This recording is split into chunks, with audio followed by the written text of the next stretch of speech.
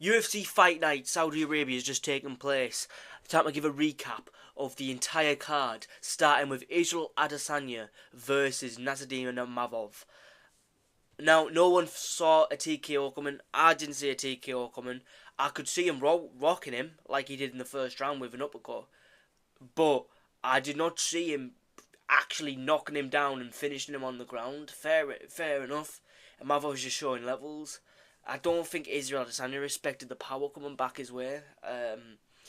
He looked good in the fight. He's not washed. I think the new people that are coming up in middleweight, I know they were still in his time, but they were still building themselves in his time. And I do believe that the people who are now coming up are just better than the people he's fought. Like, yes or no, Imavov beats Robert Whittaker. Yes or no, Imavov probably would beat Strickland in a rematch. I'm not too confident saying that. And he'd probably lose to Chimaev and DDP because they're wrestlers. But I'll just give a recap of the fight. Started off, Adesanya's just kicking the inside, using them like long guard, faking the jabs, and then actually going for the jabs. Using his long guard really well, controlling the distance. Imavov sort of stumped, or looks like he's stumped. Goes for a few takedowns. Israel Adesanya works his way back up, gets back up. Obviously, you don't score control time. So the first round went to Adesanya pretty clearly, but at the end of the round, Imavov actually wobbled Adesanya. So maybe you'd score on damage to Imavov. So maybe, who knows? But he got the finish in the second round, 30 seconds in. I think Adesanya tried to do the Chimaev thing where he puts the ref away, but this time he got knocked out. So it's bad. It was a little bit of an early stoppage, but I kind of get it too. I do kind of get the stoppage. Just like it is heavier weight class. Like if that was flyweight, that's a quick stoppage. That's super quick.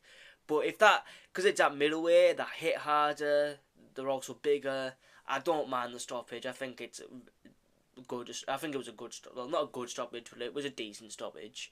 But then now we'll move on to Sharamagomedov versus MVP. What did I tell you? I told you if this fight takes place on the feet and Shara does not shoot any takedowns, he'll school Sharamagomedov, and Michael Venom Page did that. He schooled him and showed how shit he was. So, even though I believe that Sharamagomedov shouldn't be ranked, technically Michael Venom Page is ranked in 2 divisions. He's in top 15 at middleweight and welterweight, I believe. He's not in top 10 at welterweight, I don't think. But he's now in top 15 in both divisions, so he can do whatever he wants. Yeah. Not a bad matchup would be Michael Venom Page versus Israel Adesanya, but I do reckon Adesanya would win that one. It was a close fight. I'm not going to say Michael Venom Page school Shara. He did, and it was very close. Well, the first round was very close. The last 2 rounds were clear Michael Venom Page. Yeah, just doing what Michael Venom Page does, doing his little bounce back and forth, jumping in and then landing a right hand, clinching. Yeah. I thought Shara would have grappled at least once with him. I thought it would get him a very stumped. Like, even Kevin Holland tried to grapple with this Michael Venom Page. Yeah. I chose Michael Venom Page and I chose Imavov to win. And this is when it starts getting a bit iffy. Sergey Pavlovich versus Janino Rosenstruck. I did choose Janino Rosenstruck. I thought he would use the Volkov game plan of inside kick, jab, inside kick, switch to a steep kick, maybe switch your stance now and then, land your jab hard. Because we know what Sergey Pavlovich is. He's just a big fucking sluggy boxer, you know what I mean? So, fair enough. He's very patient now, Sergey Pavlovich is. Yeah, there was moments actually where Janino Rosenstruck would try and close the distance and just get smacked. So, yeah, maybe that also got away with it, but I probably should have chosen him, realistically, but as soon as I uploaded that video, I was like, shit, Sergey's got a long reach. Or I think I might have mentioned it in the video, but I just stick to my original pick because I had all my notes. I think I actually did mention it in the video. When I was going through here, when you tap on it, it shows, it did show the height and reach of their opponents, and I probably should have went with Pavlovich. He has long ass arms. I'm taking that into the next fight. Sergey is top 5. He probably loses to everyone in top 5, but he's still in the top 5 because he's better than all the fat heavyweights. Honestly, really disappointing from Jainier Rosenstruck, to be honest. He doesn't really look like he wanted. He just sort of like just stood in front of him and just tried to inside kick him to a decision, and it just wasn't working. So, fair enough. Sergey Pavlovich, the human, he's like a human refrigerator, isn't he? He's you know, he's a very scary guy, you know what I mean? But this makes Tom Aspinall's win even better, and Volkov look even better, who Tom Aspinall beat as well. So it's making Tom Aspinall look like a Chad, which is what we need. So yeah, Tom Aspinall beats John Jones, just saying. Alright, we're moving on to the next fight, Said Nurmagomedov versus Vinicius Oliveira. Like, the story of this fight, I missed the first round because I was out, and when we get further into the card, I'll probably missed multiple fights. I'm not gonna lie. Said Nurmagomedov essentially gassed out and lost to Oliveira. Oliveira also had a rib injury in the fight and still won, so you can't make that excuse of Said gassed out. Well, Said literally lives in the mountains at altitude. He shouldn't be gassing out. But yeah, they were just it was a really entertaining fight. They were sort of winging at each other at moments. Said was trying to grapple, wasn't working. I did say Oliveira had no grappling, but he actually does have grappling. I only watched his last fight where he got taken down by Benoit Surprise. Yeah. Moving on to the next fight because I can't stay too long before I start having a cough and fit. I'm still ill. Zayam versus Mike Davis. Now, I'll be honest, I was actually out when this fight happened, so I can't give a breakdown of the fight. But I did choose Mike Davis. Zayam won. Apparently he was very good, but I didn't get time to watch it, so I can't really give a prediction. Same with Mohamed Naimov and Kian Ufli. People were saying it's a robbery. I don't know. I can't watch the fight for some reason on Fight Pass. It won't let me. It says unavailable, even though the prelim fight should be available. So yeah, like, fair enough. Zayam and Mike Davis. I can't watch that because I have the pay-per-view fight. I've got to wait till Tuesday. But these two on the prelim, I should be able to watch them. I've got it on Fight Pass. But yeah, Naimov gets it done. I choose Naimov to get it done. I didn't watch the fight, so I can't really act like, oh, I told you so. So yeah. Shamil Gaziev, I did watch his fight, versus Tommy Peterson. I told you Thomas Peterson is pretty fucking shit. Yeah. Shamil Gaziev gets it done. KOs him in the first round. And I think now we should make Shamil Gaziev versus Jainier Rosenstruck 2 purely off. I do like Jainier Rosenstruck, you know what I'm saying? I do like Gaziev now, just because he's fat and funny to look at. But yeah, I was looking at him on the walkout, and I was like, look at him, he's fat, you know what I mean? Like, there is like two types of fat heavyweights. There is the good fat heavyweight, and then there's the bad fat heavyweight, and Shamil is the good fat heavyweight. There's no in between, whether, you know, they're okay.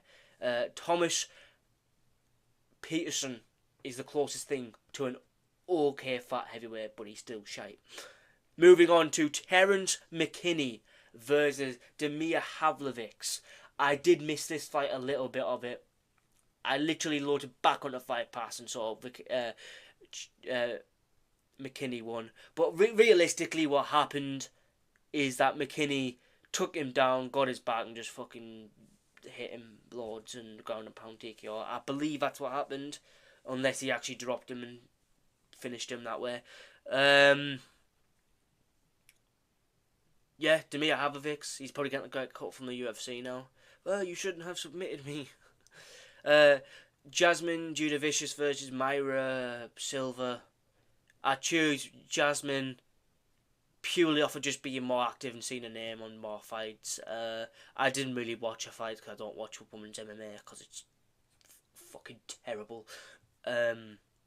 Yeah, I didn't watch the fight, so I don't know.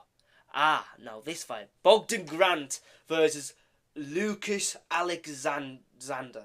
Yeah. I choose Bogdan Grant. I was slightly going, I might go for Lucas Alexander, but then I watched a fight where he got taken down and just... his opponent did whatever he wanted to him. So I was like, you know what, Bogdan Grant is winning. If he implements the takedowns, which he did, which I'm thankful that he did, because I did shit in predictions. Yeah, Bogdan Grant. I think he's gonna be able to get just before top 15. He won't get in the top 15 ranked, but he'll get just before top 15 rank. Lucas Alexander is a very good striker, so if he's beating him on the feet and on the ground, he has a promising future in the sport. What weight class is this? Featherweight. Ooh. You know, I don't know who you actually match him up with next, to be honest. I don't know. I really don't know. But this was a good fight. I guarantee you should watch it, and it would not be entertaining because it is a good fight. He finished him on the ground with ground and pound, TKO. Yeah. Hamadi Abdul Hawab. I don't know. I've seen that he opened restaurants.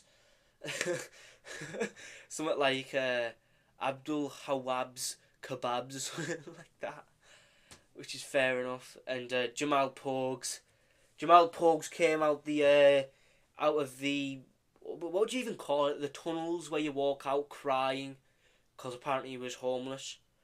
And to be fair, I called him shit in my predictions, but he actually does look pretty decent, and he probably should have won this fight. It was a split decision though. It was very close. He probably should have won. I'm gonna have to look back at it and for his next fight that comes up, because I do think he should have won this fight. And I didn't know that Hamadi took steroids before this fight.